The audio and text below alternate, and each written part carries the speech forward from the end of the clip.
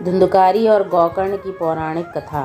प्राचीन समय की बात है। दक्षिण भारत की तुंगभद्रा नदी के तट पर एक नगर में आत्मदेव नामक एक व्यक्ति रहता था, जो सभी वेदों में पारंगत था। उसकी पत्नी का नाम धुंधली था। धुंधली बहुत ही सुंदर लेकिन स्वभाव से क्रूर और झगड़ालू थी।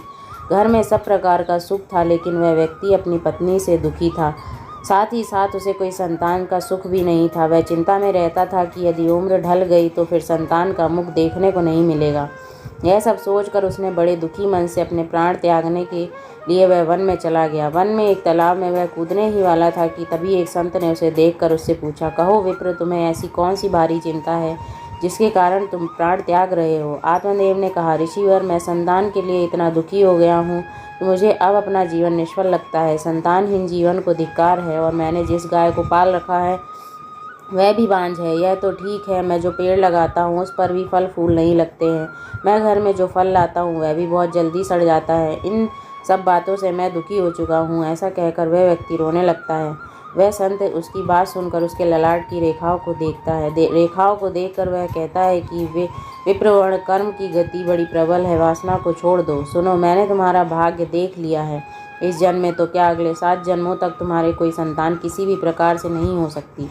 तब ब्राह्मण कहता है कि फिर मुझे प्राण त्यागने दीजिए, या आप किसी भी यत्न से मुझे पुत्र प्राप्त का मार्ग बताएं। जब वह संत देखता है कि यह किसी प्रकार से समझाने पर भी प्राण त्यागने को आमादा है, तो वह अपने झोली में से फल निकालकर कहते हैं कि अच्छा ठीक है, तुम यह फल लो और इसे अपनी पत्नी को खिला देना, इससे उसके एक पुत्र होगा। आत्मदेव वह फल लाकर अपनी पत्नी को दे देता है, लेकिन उसकी पत्नी वह मन ही मन सोचती है कि यदि मैंने ये फल खा लिया और गर्भ रह गया तो मुझे खाया नहीं जाएगा, मैं मर भी सकती हूँ। यह सोचकर वह तय करती है कि मैं ये फल नहीं खाऊंगी। इसीलिए वह आत्मदेव से कई तरह के तर्क और कुतर्क करती है। आत्मदेव के कहने पर वह फल तो रख लेती है, लेकिन खाती नहीं है। एक दिन उसकी बहन उसके घर आती है, जिसे वह सारा किस्सा सुनाती है। बहन उससे कहती है कि मेरे पेट में बच्चा है, प्रसव होने तक वह बालक मैं तुम्हें दे दूंगी। जब तक तुम गर्भवती के समान घर में रहो, मैं कह दूंगी मेरा बच्चा मर गया और तू ये फल गाय को खिला देना। आत्मदेव की पत्नी अपनी बहन की बात मानकर ऐसा ही करती है।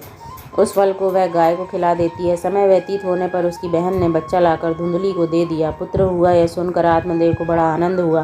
धुंधली ने अपने बच्चे का नाम धुंधकारी रखा। इससे 3 माह व्यतीत होने के बाद एक दिन आत्मदेव सुबह गाय को चारा डालने गए तो उसने देखा गाय के पास एक बच्चा है, जो कि मनुष्य आकार का है, लेकिन बस उसके कान ही गाय के समान है। उसे देखकर वह आश्चर्य में पड़ जाते हैं। हालांकि उसे बड़ा आनंद भी होता है कि वह बच्चे को उठाकर घर में ले आते हैं। उसका नाम गोकर्ण रखते हैं। अब उसके 2 पुत्र हो जाते हैं, एक धुंधकारी और दूसरा गोकर्ण। गोकर्ण बड़ा होकर विद्वान, पंडित और ज्ञानी निकलता है, जबकि धुंधकारी दुष्ट, नशेड़ी और क्रोधी, चोर, व्यभिचारी, अस्त्र शस्त्र धारण करने वाला, माता पिता को सताने वाला निकलता है। वह माता पिता की सारी संपत्ति नष्ट कर देता है। एक दिन वह पिता को मार मार कर घर से बाहर निकाल देता है। पिता रोने लगते हैं और कहते हैं कि मेरी पत्नी का बांझ रहना ही अच्छा था। तभी वह गोकर्ण आ जाता है। वह पिताजी को वैराग्य का उपदेश देता है और कहता है कि आप सभी छोड़कर प्रभु की शरण में वन चले जाएं और भागवत भजन करें। भगवत भजन से सबसे बड़ा धर्म है। गौ से उत्पन्न पुत्र गोकर्ण की बात मानकर आत्मदेव वन चले जाते हैं। बाद में उसकी पत्नी धुंधली को धुंधकारी सताने लगता है तो वह कुएं में कूदकर आत्महत्या कर लेती है। तब धुंधकारी 5 वेश्याओं के साथ रहने लगता है। वेश्याएं उसे अपने तरीके से संचालित करती हैं। धुंधकारी उन वेश्याओं के लिए धन जुटाने लगता है। वह उनके लिए डाका डालता है, चोरी करता है। बाद में वेश्याएं सोचने लगती है कि यदि एक दिन यह पकड़ा गया तो राजा इसके साथ हमें भी दंड देगा। यह सोचकर वह वेश्याएं सोते हुए धुंधकारी को रस्सियों से उसका गला दबाने का प्रयास करती हैं। जब वह गला दबाने से भी नहीं मरता तो वे सभी उसे दैत्य अंगारों में डाल देती हैं। वहाँ वह तड़प तड़प कर मर जाता है। बाद में उसे गड्ढा खोदकर गाड़ दिया जाता है। मरने के बाद धुंधकारी भयंकर दुख देने, झेलने और अपने कुकर्मों के कारण एक प्रेत बन जाता है। प्रेत बनने के बाद भूख और प्यास से वह व्याकुल हो जाता है। रह रहकर वह चिल्लाता भी रहता है, क्योंकि उसे अंगारों से जलाया गया था। इसीलिए उसकी अनुभूति उसे अभी भी सताती रहती है। उसे लगता है कि अभी भी मेरा शरीर जल रहा है। एक दिन उसका भाई गोकर्ण उसके गांव में कथा करते हुए आता है। गोकर्ण सबसे नज़र बचाते हुए अपने पुश्तैनी मकान में सोने चले जाते हैं। अपने ही घर में अपने भाई को सोया हुआ देखकर धुंधकारी खुश हो जाता है और आवाज़ लगाता है। गोकर्ण यह आवाज़ सुनकर पूछता है कि तुम कौन हो। धुंधकारी कहता है, मैं तुम्हारा भाई हूँ, मेरे को कर्मों की गिनती नहीं की जा सकती, इसी से मैं प्रेत योनि में पड़ा ये दुर्दशा भोग रहा हूँ। भाई तुम दया करके मुझे इस योनि से छुड़ाओ। गोकर्ण कहता है कि मुझे बड़ा आश्चर्य हो रहा है, मैंने तुम्हारे लिए विधि पूर्वक गया जी में श्राद्ध किया, फिर भी तुम प्रेत योनि से मुक्त कैसे नहीं हुए। मैं कुछ और उपाय करता हूँ। कई उपाय करने के बाद भी जब कुछ नहीं होता है तो अंत में वह सूर्यदेव से पूछते हैं तो सूर्यदेव कहते हैं कि केवल श्रीमद् भागवत कथा सुनने से ही मुक्ति हो सकती है, इसलिए तुम सप्ताह पारायण करो। और गोकर्ण व्यास गद्दी पर बैठकर कथा कहने लगे। देश गाँव के बहुत से लोग कथा सुनने आते लगते हैं। इतनी भीड़ हो गई कि सब आश्चर्य करने लगे। वह प्रेत भी वहाँ आ पहुँचा और इधर उधर स्थान ढूंढने लगा।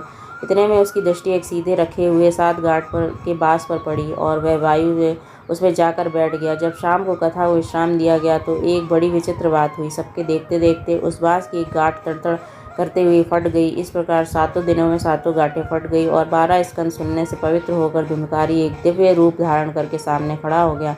उसके भाई को प्रणाम किया। तभी वैकुंठवासी पार्षदों सहित एक विमान उतरा। सबके देखते ही देखते धुंधकारी विमान पर चढ़ गया। अगर कहानी आपको पसंद आई हो तो लाइक करें। ऐसे ही पौराणिक कथाओं को सुनने के लिए चैनल को सब्सक्राइब करें। धन्यवाद।